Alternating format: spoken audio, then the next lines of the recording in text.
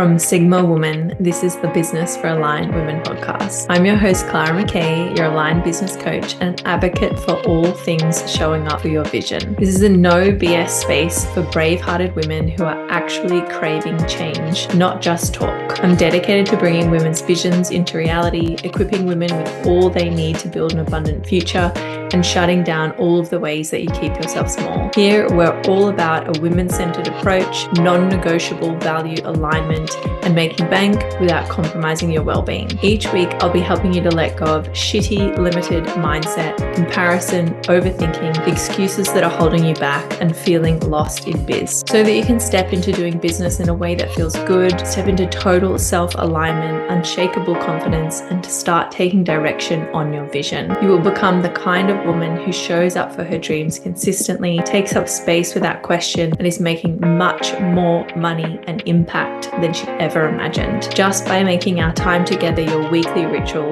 you're already one step closer to your most aligned and abundant future.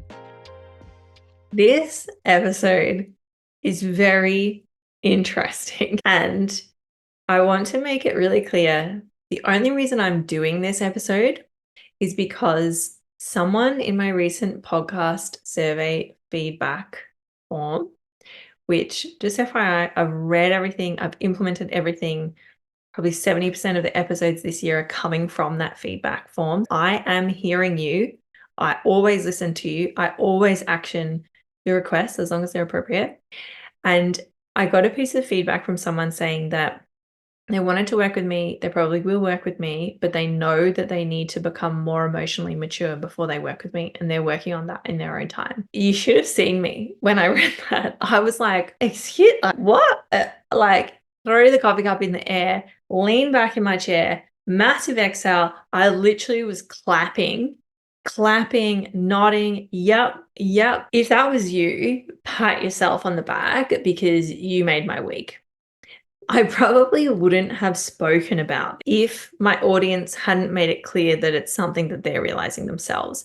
And just to be totally honest, that kind of person, the person who recognizes that about themselves, are who I want to work with.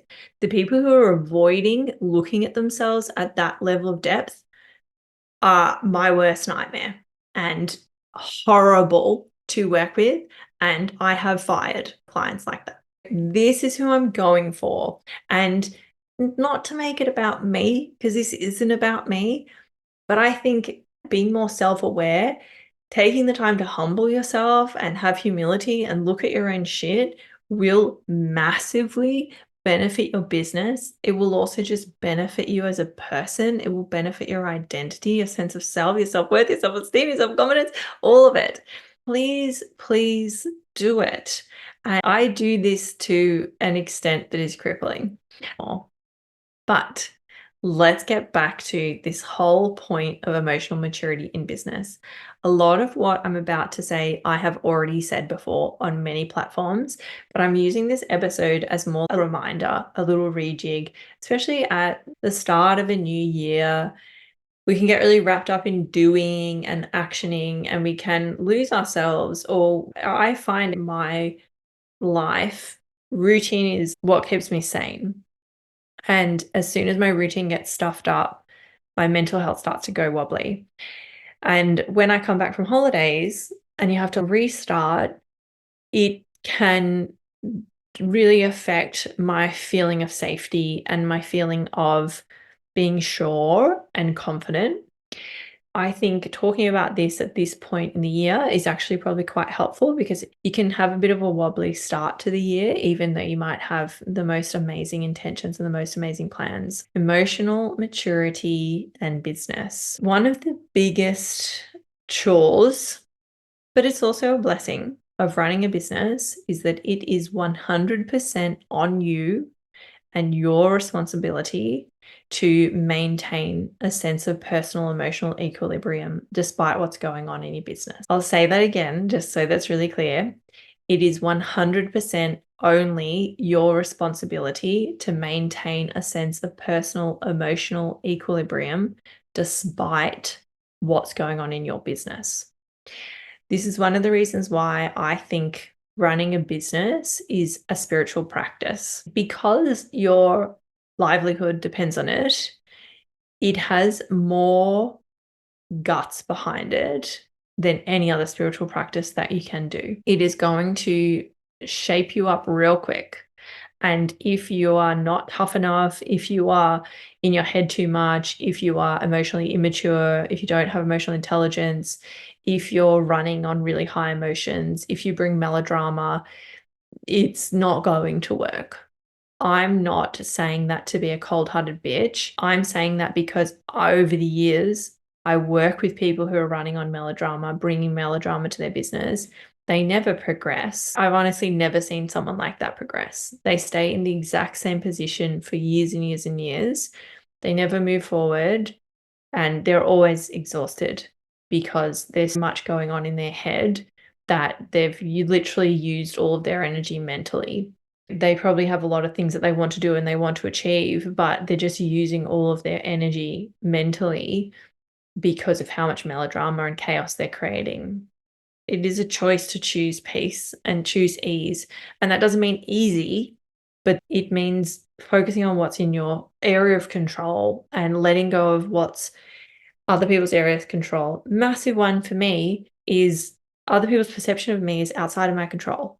It's completely outside of my control because everyone's going to come to me with their own baggage and their own shit, their own trauma and their own history and their own mood that day. And maybe they drank a coffee, they feel more anxious or whatever.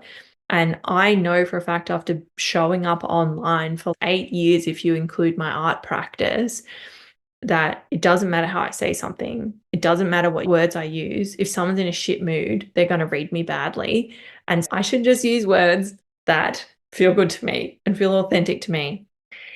You cannot focus on things that are outside of your control. But I'm saying that because we have to get our heads out of the clouds and start focusing on what we can control. There are certain things that are outside of our control, but you can definitely control how you feel, how you act, how you behave, and although this might surprise you, how you think about things. Your mental state, your mindset, your approach to things are within your locus of control. And one of the biggest things that is in your control is the choices that you make. And part of that is you choosing what you're going to spend your mental energy on. Okay. I believe that maintaining that equilibrium, a lot of it is about focusing on what you control and controlling your choices and your behaviors. The next part of maintaining an equilibrium is this self-regulation point. I have been through a lot of trauma in my life, and because of that, I have to do a lot of self-regulation in my life. And hopefully as I get older and I've been doing self-regulation for enough time, I will start to need to do less, I hope. Maybe also because I have sensory issues and I have anxiety, I need to do a lot more self-regulation than your average person. Self-regulation, it's all about taking responsibility for how you feel and how you're behaving. And for me, it's a lot of reflecting on sensory input and managing that so that I don't start to feel crazy. It's really physical things. I cannot drink coffee. I need to get a good night's sleep.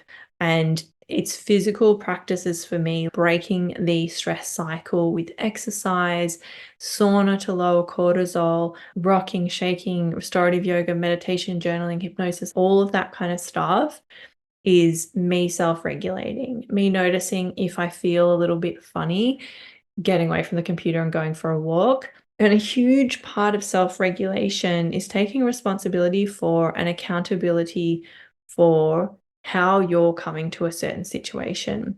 And my clients who are very melodramatic and who are living and creating this consistent form of chaos and suffering in their experience through choosing to continue bringing that drama haven't taken a moment to step back and look at what they're contributing and take accountability for that, take responsibility for that.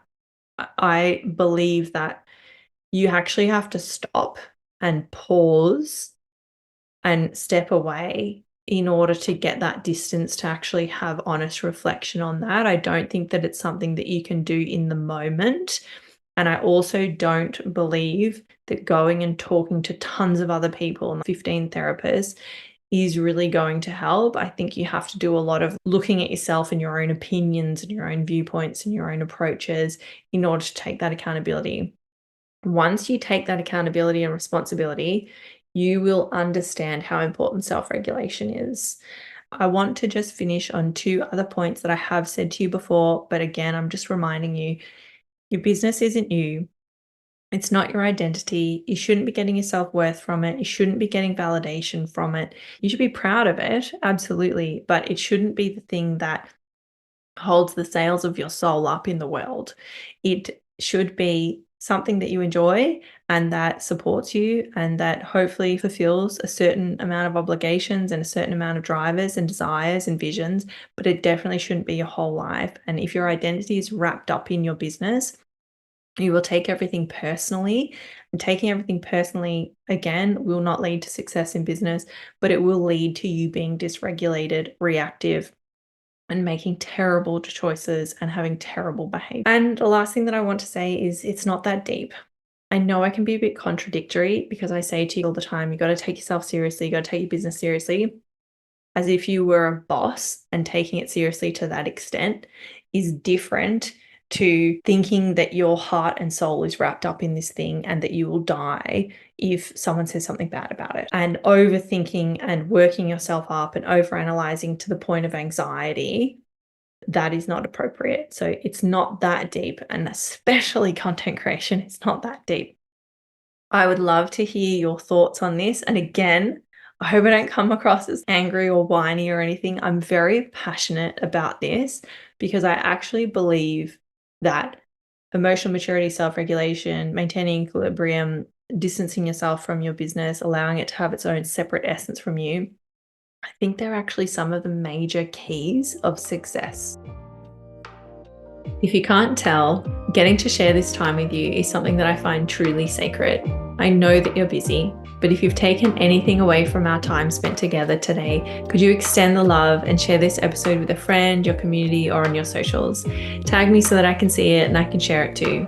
Or when you have a spare moment, leave the podcast a review. These things cost you nothing and would mean so much to me. Let's get this resource into the hands of more women visionaries and help us collectively move towards our most aligned way of being and doing business together.